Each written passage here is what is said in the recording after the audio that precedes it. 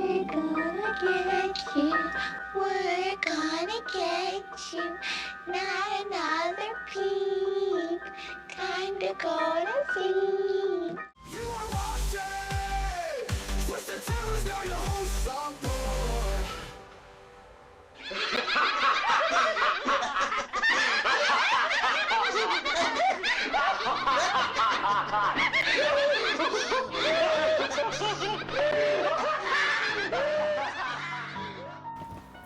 What is going on, horror fanatics? Zomboy here. You're watching another episode of Twisted Terrors. On this episode, we're going to be talking about 1981's The Evil Dead. This movie was directed by Sam Raimi. It's rated NC-17. IMDb has this one rated as a 7.4 out of 10. Letterboxd has this one rated as a 3.7 out of 5. I'll read the plot. In 1979, a group of college students find a Sumerian Book of the Dead in an old wilderness cabin they've rented for a weekend getaway. This one has a tagline, "The ultimate experience in grueling terror." So let's jump straight into the movie. So this movie starts off, you get to know a group of friends by the name of Ash, Scott, Linda, Cheryl, and Shelly. They have rented a cabin out in the woods that they have not seen before, and they're heading on up into the woods down this narrow, overgrown road with a bridge that is literally falling apart. This is the bridge we're gonna cross. Don't let the noise fool you, girls. This thing is solid as a rock.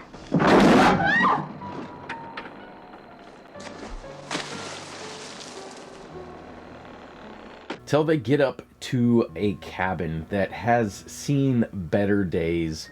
Right away, the friends unpack and some strange things are happening. The swing on the porch is swinging on its own and then stops abruptly. Cheryl, who is drawing, is hearing voices from outside as she's drawing.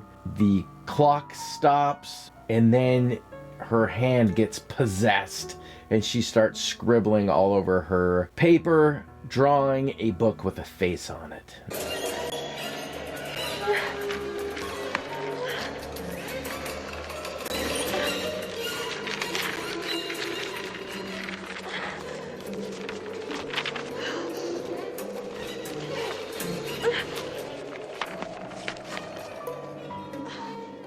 For some reason, she decides not to tell anyone about these until that night. They're all eating dinner at the table, and the cellar hatch flies open in the cabin. They all go over there, they take a look. Scott decides to go down with a flashlight to see what's down there. He's down there for quite some time, and the friends are hollering at him, and he's not answering, so of course Ash grabs a lantern and heads down. Of course, Scott scares him and then shows him that he found a table full of stuff, including a tape recorder, a book, a shotgun, and a dagger made of bones. So they decide to take this stuff upstairs and they start listening to the tape, which is explaining that he found the Book of the Dead. Starts reading aloud the Latin inside the book. This is the tape I found downstairs. It has been a number of years since I began excavating the ruins of Kandar with a group of my colleagues. It is entitled Naturam de Manto, roughly translated, Book of the Dead. The book is bound in human flesh and inked in human blood. It deals with demons, demon resurrection, and those forces which roam the forest and dark bowers of man's domain. Which awakens something from the forest. Everyone's getting ready for bed that night. Cheryl again starts hearing noises from outside, goes out to investigate the voices that are clearly saying, "Join us." The trees come to life and wrap her up with vines and branches, and one of the trees molests her.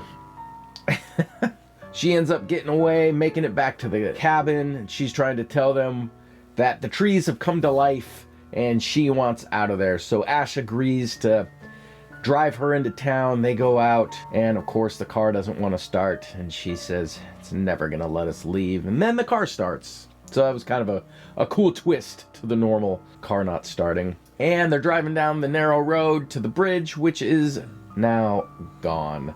The bridge has collapsed, and so they have to go back to the cabin. They get back to the cabin, and Ash decides to listen to the rest of the tape.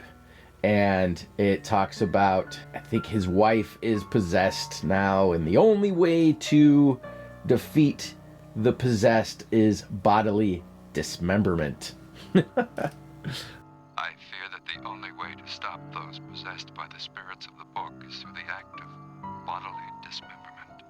I would leave now to avoid this horror, but for myself, I have seen the dark shadows moving in the woods, and I have no doubt that whatever I have resurrected through this book is sure to come calling for me. Cheryl gets possessed. She starts telling everyone they're all gonna die. And then she stabs Linda in the ankle with a pencil. Brutal stab with a pencil. They end up pushing Cheryl down the cellar hatch and chaining the hatch shut. Shelly gets attacked. She ends up getting possessed as well. She attacks Scott, who takes a knife and starts cutting at her wrist because she's choking him, and the deadite ends up biting the rest of her own hand off in a epic scene. I mean, this movie ramps it up in gore at this point, and just blood flying everywhere.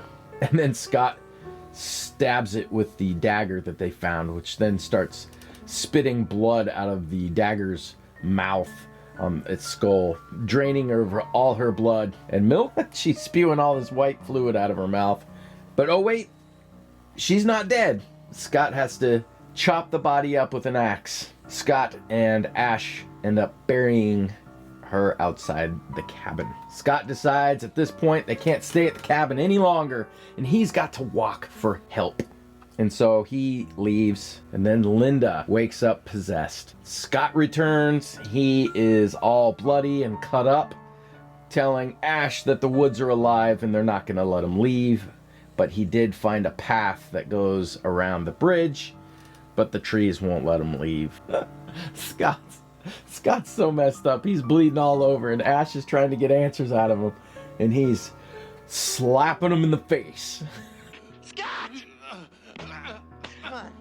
Scotty, now come on, listen to me, for God's sake! Come on. Is there a way around the bridge? There's a way.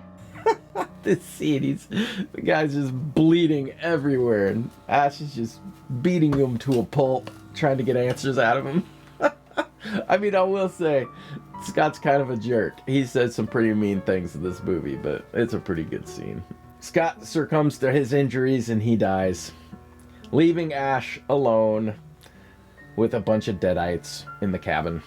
Linda attacks Ash again, and he ends up stabbing her with the dagger again, and takes her to the shed and straps her down, starts up a chainsaw, and he's gonna cut her up. But he just can't do it, because that's his girlfriend and he loves her. So he ends up going out there and digging another hole and burying Linda next to Cheryl.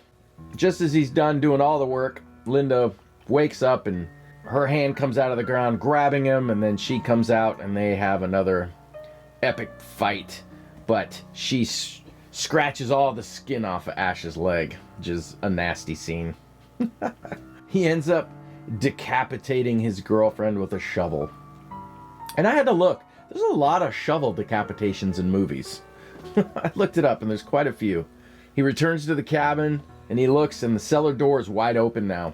Cheryl has gotten out. Cheryl attacks him, and he shoots her with the shotgun, which is a gory scene. But then he realizes that was his only shell, and now he's got to go down into the cellar because there was a box of shells in the cellar. He goes down into the cellar, and the pipe is dripping blood, and he walks over there, and the pipe breaks, dumping gallons of blood all over Ash.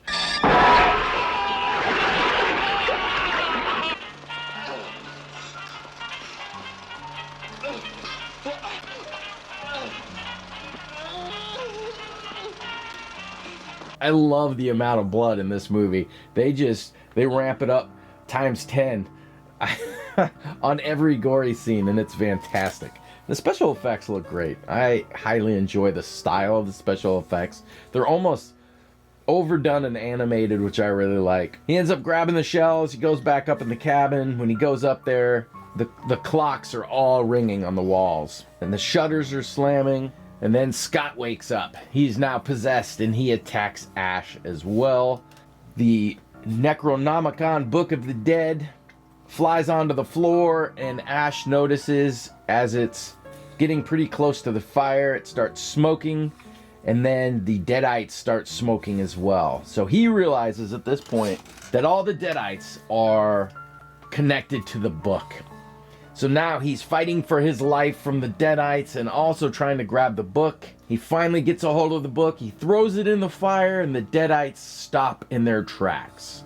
They freeze. They start falling apart and melting as the book burns. And this scene's gory too, which consists of blood, milk, and I'm assuming oatmeal.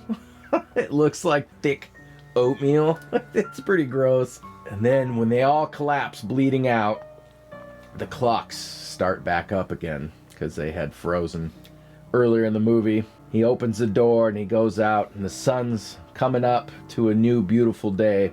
And Ash walks out of the cabin covered in blood and viscera, looking into the sun, and something in the woods awakens. And as he walks away from the cabin, something flies through the woods, through the cabin, out the front door, causing Ash to turn and scream.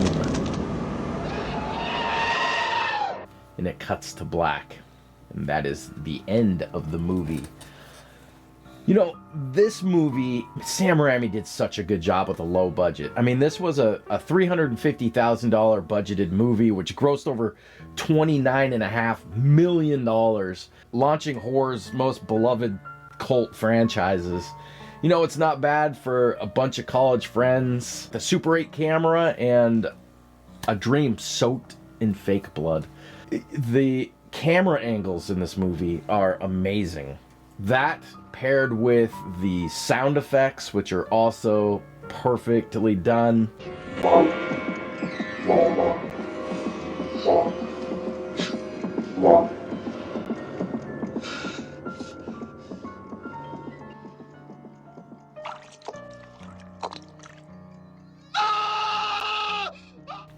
The acting, I thought, was pretty well done. They really skip any kind of character building in this. They just kind of jump right into it, which, you know, I usually really like character building. That way you can kind of root for who you want to root for. But this one, I mean, you're rooting for Ash right off the bat. He's awesome.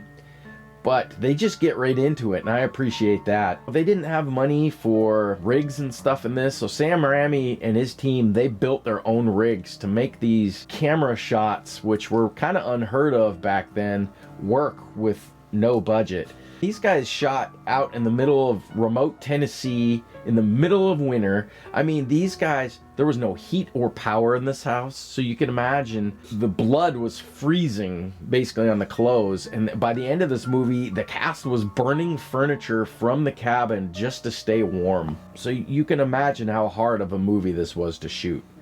I think they said it took 12 weeks to shoot this movie, sometime 18 to 20 hour days. And they used 200 to 300 gallons of fake blood in this movie. And just to put that into perspective, Dead Alive, which I say is one of the goriest movies I've ever seen, they reported they used 80 gallons of blood for their movie. So they ramped up to 200 to 300 gallons of fake blood for this one. So they do not hold back.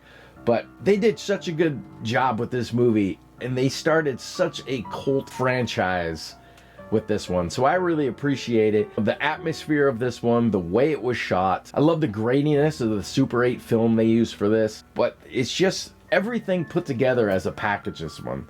The acting, the way it was shot, the way it was directed, the camera angles, the sound effects, the music, all just build this into an absolute perfect horror movie. Now, you've got the new Evil Dead movies, which really ramp it up as well. More blood, shot better, acted better, but this one just has a feel that I don't think you could ever recreate. I give it to the crew on this one, and I mean, Bruce Campbell went on to star in all kinds of great stuff after this, and I've got to meet him a couple times, and he's a really cool guy, signed some neat things for me, so I really like Bruce Campbell, but I highly recommend this movie. I mean, if you're a horror fanatic and you haven't seen this one, you're doing yourself an injustice. But I will say, I've watched this since my younger years, so this one definitely has that nostalgia boost when it comes to rating. I think I've got this one rated as a 4.5 on my Letterboxd, but it is a fantastic, fun, gory blood fest. So go watch it. Tell me what you think in the comments down below. I will see you on the next Twisted Terrors video. This is Zomboy signing out.